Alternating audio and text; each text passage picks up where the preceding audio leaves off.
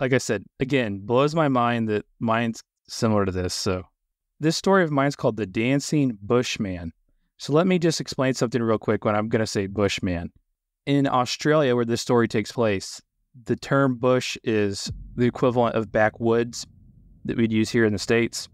So like deep woods, out in the middle of nowhere, etc. So that's an explanation of the title there. So when you say Bushman, it's the fact that this was out in the middle of nowhere. Go ahead and get it going here. The Dancing Bushman. This was like something directly out of a horror movie. The reality of a horror movie is that psychopaths are real, not just fictional. Anyway, to the story.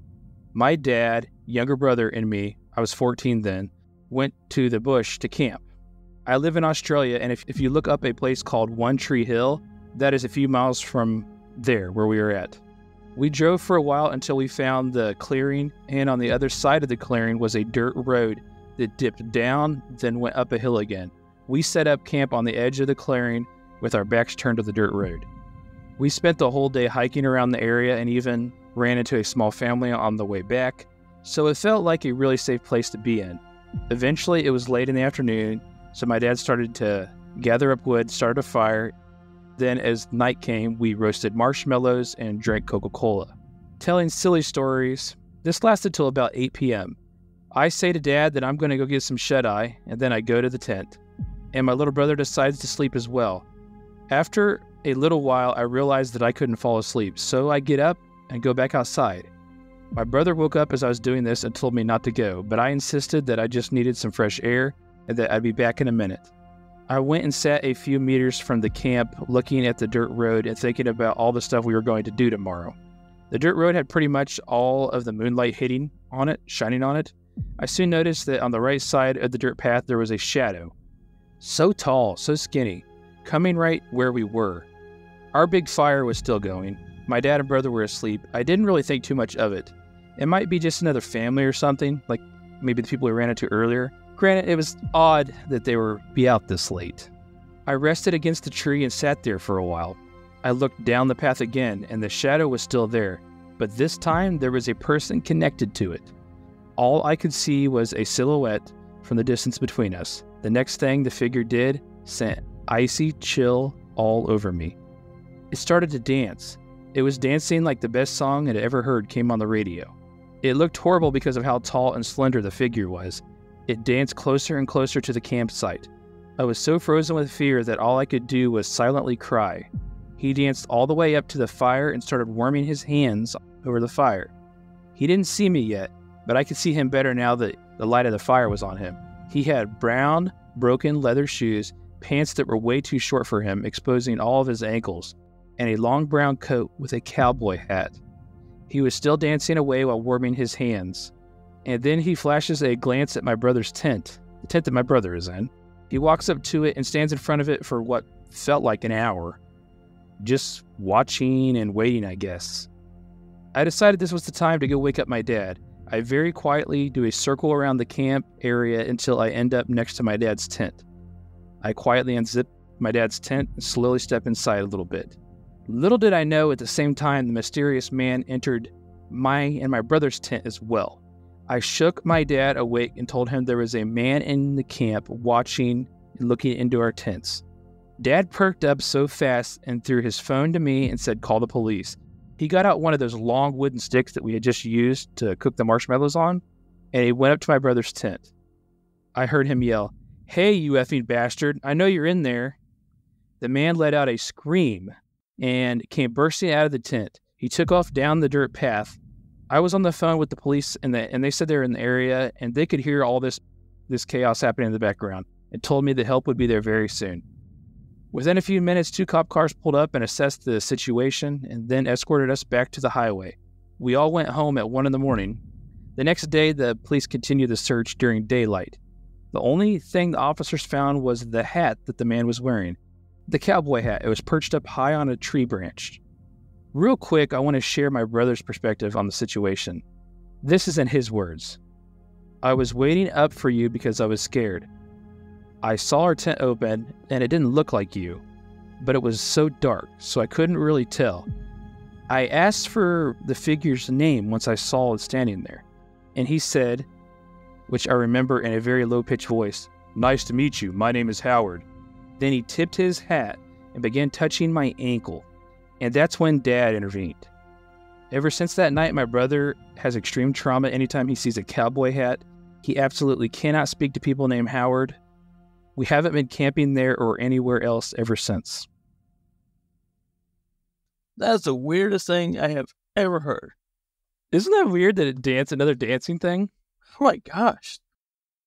The odds of that happening are so slim.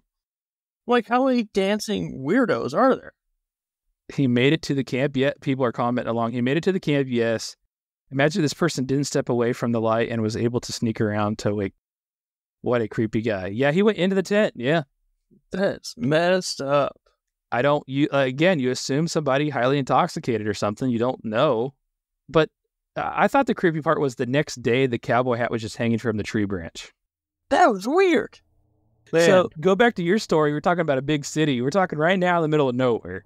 Yeah, I don't know what's worse. Actually, I think that might be worse. That's pretty creepy.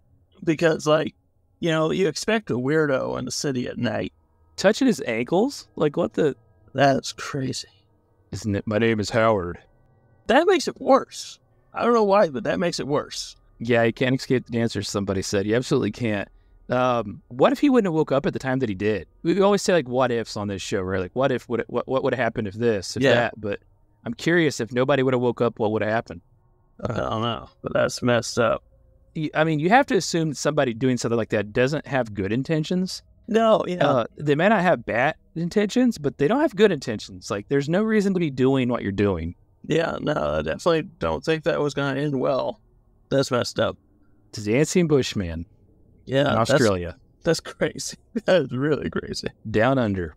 I can kind of like picture what they're saying. Like, he's leaning up against this tree and he's looking down this little dirt path that's being lit up by the moonlight, and he sees this shadow. And then, like you said, you almost like look away and like your story. You look back and, oh, that's a person dancing. It's dancing towards me, but I didn't see him at first, right? Because I went right past him and I went to the campfire, started warming his hands. He must have just been off far enough in the shadows for the dancing bushman not to see him. Which is even more weird because if he didn't see him, he was just dancing to dance. Yeah. Which that one guy was dancing to dance too, I guess. Yeah, he was all messed up. He's intoxicated. Yeah, Make sure this guy is, right? Like, he has to be. If you truly don't see this guy you're walking up to, you just ignore him, I guess, which is even more weird. And you're just dancing your way up there, like in the middle of nowhere. How did you get there? Are you camping nearby and you wandered over there? Sounds like a pretty secluded place when I looked it up. So, like, what the hell? How do you get in that scenario? You just go out and party and then, I don't know. That is really weird. Pretty cool story, though, I thought. Yeah, I liked it. That's a good one. Put yourself in the little boy's shoes here. How traumatized would you be? Pretty darn. Would that ruin cowboy hats for you, too? It would ruin cowboy hats for me as an adult.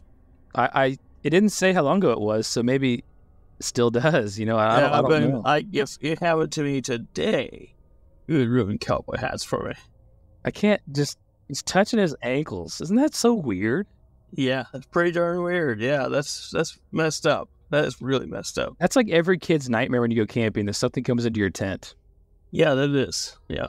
Is there a worst case scenario than something coming into your tent, tickling your ankles and talking to you? I don't know. I don't think so. No. I mean, maybe a bear, like Kodiak bear attacking you, but yeah, still gonna call for GMO to show up, and yeah, you just start screaming. But I don't know what you'd do if there was a guy. Like, would you scream? Would you?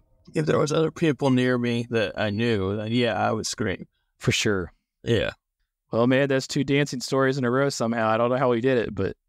I don't know. I don't think this next one you're going to have a similar one, too. I'd be crazy if we had another dancing story. That'd be hilarious. It would be, but...